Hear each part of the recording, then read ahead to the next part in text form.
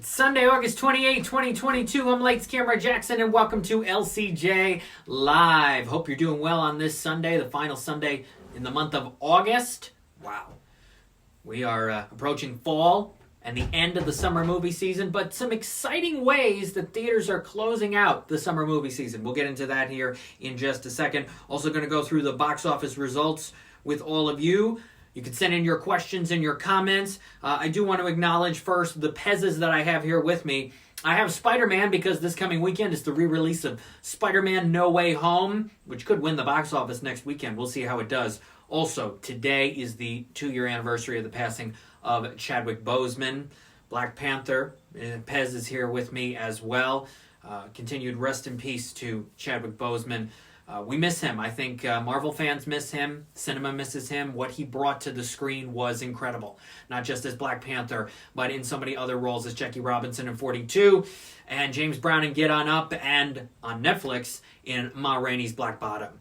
So, 2 years since Chadwick Boseman's passing, and Black Panther Wakanda Forever are going to be one of the biggest movies of the fall season and of the holiday season for sure, coming out in November from Disney. But we're still in summer. Now, here's the thing. We've got these box office results, and for the first time since May of 2021, none of these movies in the top 10 reached $10 million this weekend. In fact, they weren't even close. But I don't think it's a total disaster of a weekend. You're going to see headlines that say, oh, as I saw, catastrophically slow, worst weekend of the summer, worst weekend in a long time, and all of that. But a lot of movies made a little bit of money. A lot of movies made a little bit. We start with The Invitation. New horror film, $7 million. That wins the weekend. Number 2 is Bullet Train, also from Sony. Bullet Train was paired with The Invitation in many drive-ins around the country. Bullet Train with $5.6 million. It's at 78.2. I guess it'll try to make a run at 100. I don't think it's going to get there, but Sony on top, and could be on top again next weekend with Spider-Man for your weekend box office results here. Now, Beast with $4.9 million. It's up to $20 million after a week and a half. Top Gun Maverick, $691 million it's up to, which is incredible. It's got to get to $700. Paramount has to get this to $700 million. And $4.8 million for Top Gun Maverick this weekend to come in fourth. Could be third, could beat Beast when the actual results are released tomorrow. Now, Dragon Ball Superhero, last weekend's number 1. Huge numbers, $20 million, all that. Huge drop, and people were expecting it. It seems to be the case with these anime films. You go weekend number 1, and then most people don't go see it a second time. $4.6 million for Dragon Ball. It's at $30.8 million. DC League of Super Pets, another $4.2 million. It's at $74.1, and it is probably going to get to 80. I don't think 90 or 100, but it could still do okay over these next few weeks because not a lot for kids, for families to see in the theaters. So that is DC League of Super Pets. Let's see. Speaking of which, for families, well, I'll get to that in a second. 3,000 Years of Longing, one of the other new movies that opened this weekend. From director George Miller with Idris Elba and Tilda Swinton. I got to tell you, I didn't see this movie, but I saw the trailer when it came out in theaters a while back, and I was like, this thing's going to bomb. This is going to flop. Nobody's going to go see this. And the buzz from the film festivals was not high. Just $2.9 million this weekend for that. I guess the budget was $60 million. Man, this is a huge loss for MGM United Artists, everybody involved in this. What happened here? Just not a strong movie, and not a lot of people who wanted to go see it. George Miller's films over the years have been hit and miss. You know, he won the Oscar for Happy Feet. He made Happy Feet 2, which I thought was even worse than Happy Feet, which I didn't love. Mad Max Fury Road, obviously a blockbuster. But this is a flop. And I know he's working on the Furiosa movie, which will probably be big for Warner Brothers in 2024. If any movies from Warner Brothers, what in the world is going on over there, come out over the next couple years. But there we are with 3,000 Years of Longing. Now, more for families. Minions, Rise of Gru, another $2.7 million this weekend. It is up to $354.8. It's about $13 million away from getting to what Despicable Me 2 did. I don't think it's going to get there, but it will depend on how big this Labor Day weekend is going to be.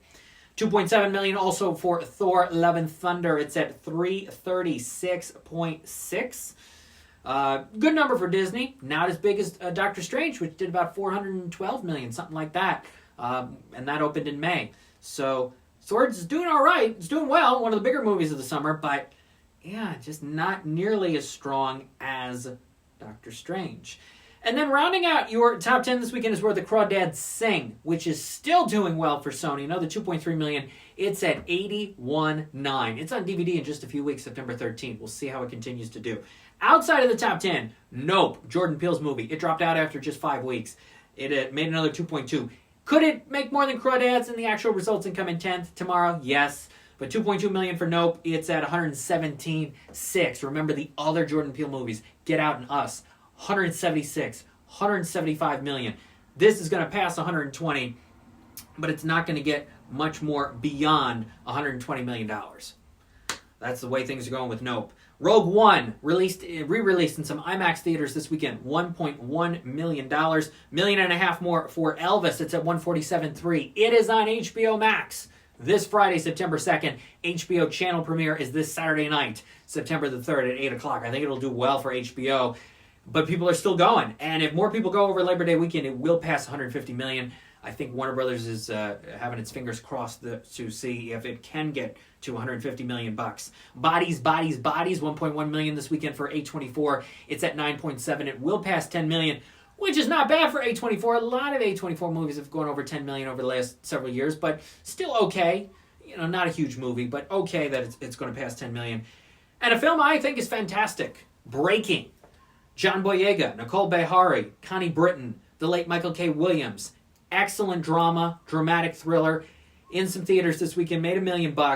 I hope you go see it. It is worth your time. It's a powerful, intense, dramatic thriller based on a true story. And I review it with Mike Sargent on this weekend's new Too Fast, Two Films podcast episode. That'll be up soon at toofast2films.com. We review that. And the new Sylvester Stallone movie, Samaritan, which is on Prime Video.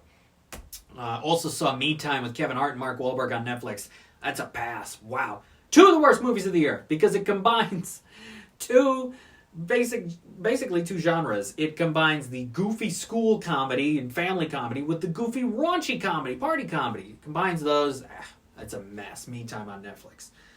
All right. Let's get to some of the movies that are opening this coming week. We talked about Spider-Man. It could win. Spider-Man No Way Home is back in theaters, 11 minutes of extra footage. And that is going to be in the theaters, in a lot of theaters around the country. And the theaters hope they do well with people wanting to go see Spider-Man one more time. We'll see.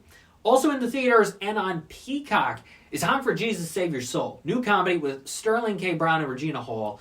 Focus Features putting this out. Interesting to put it simultaneously in theaters and on Peacock, but that's been the plan for a while. And we'll see how it does. This Is Us fans want to go see him. First big movie post This Is Us. It's comedy. I haven't seen it yet. We'll see if it's funny. We'll see if it's any good. And in theaters as well, Gigi and Nate, which I'm going to be seeing soon. This is inspired by a true story. I don't really know a lot about it. I know Marcia Gay Harden's in it. A few other people are in it. But it's PG-13. I don't know because it's got a monkey involved. I don't know if any families are going to go. I haven't seen a lot of marketing for this. But Gigi and Nate is in the theaters, along with the re-release of Jaws in 3D, in IMAX. Universal hoping for bigger numbers than what they got with the E.T. re-release earlier this summer, just a few weeks ago. $4.90 free. Thanks for being here on LCJ Live. Now, here's something exciting. Officially announced this morning. National Cinema Day is this Saturday, September 3rd. And what many theater chains around the country are doing, including Regal, $3 tickets. Any movie, any showtime, any format. This Saturday, September 3rd only, you can see any movie for $3. Wow. Now, it's interesting because I think it's cool. I think it's really cool. Theaters need the box office. They also need the attendance. So you're hoping you get more people with a smaller ticket price. That's the strategy here. So we'll see how the weekend box office is. It is a great deal. It is. $4.90 Freak just said, whoa, great deal. It is. We'll see how the weekend box office is next weekend and the 4-day Labor Day numbers because you don't have a blockbuster new movie coming out for Labor Day weekend, unlike last year when Disney put out Shang-Chi and it did $95 million over the 4.5-day Labor Day weekend. You're not going to get that this coming weekend. But how high will the numbers be because of attendance? People wanting to catch up on something before the end of the summer, maybe see Top Gun again for the 6th time, and with the lower ticket prices on Saturday, how will those numbers affect the weekend box office? That'll be really interesting, I think. Pizza at McD's, thanks for being here on LCJ Live. So that is exciting. It is. Every movie, every showtime, every format. People want to catch up on films. This is the opportunity for movies like Bullet Train to make more money, for Top Gun to try to pass $700 million, for Minions to make a run at trying to get to Despicable Me 2, for Where the Crawdads Sing to do even more, for Nope to get over 120, for Elvis to try to get to 150, and to see what Spider-Man and Jaws and Gigi and Nate and Hunt for Jesus do. I hope the theaters do well. I hope people find out about this. Again, they just announced it this morning, and to get people excited for this happening in just a few days. So this Saturday, to celebrate National Cinema Day, $3 tickets. It's a great deal. You can see movies in IMAX and RPX and BTX and ScreenX, everything with the X. You can see all of those for just $3. See how it does. Hope it's an annual tradition, especially if it does well this year. So there we go. If I had to make a prediction, what's going to be your number one movie next weekend? It's Spider-Man. Spider-Man has to do...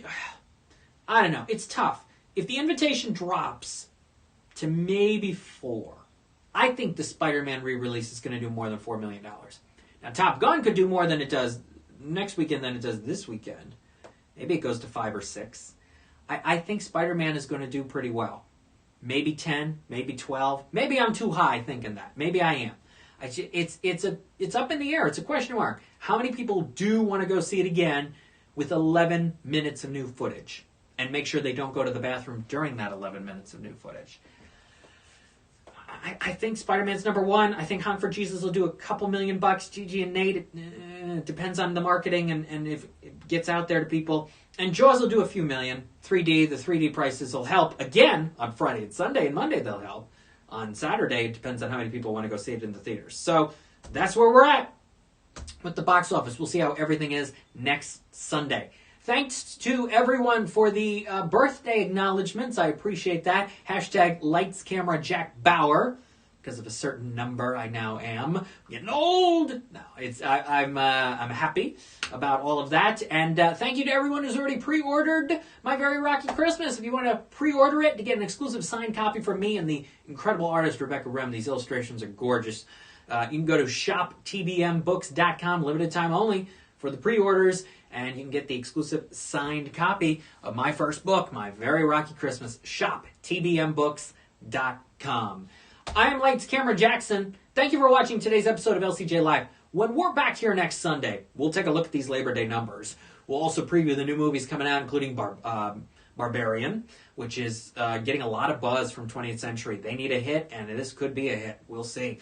New horror film, and some more things on streaming and television. Jay Leno's Garage. I watched the first episode of the new season the other night. And Cars on the Road is premiering next week on Disney+. Some excitement there. New Cars series. I'll tell you more about that in the coming days this week and next Sunday here on LCJ Live. For more, go to Twitter at LCJ Reviews, Instagram at LightsCamJackson. The website is lights-camera-jackson.com. Week off this past week on 99.5 The River. I'll be back on there Friday morning with reviews and news and views. I'm Lights Camera Jackson. We'll see you in September for LCJ Live. Bye-bye.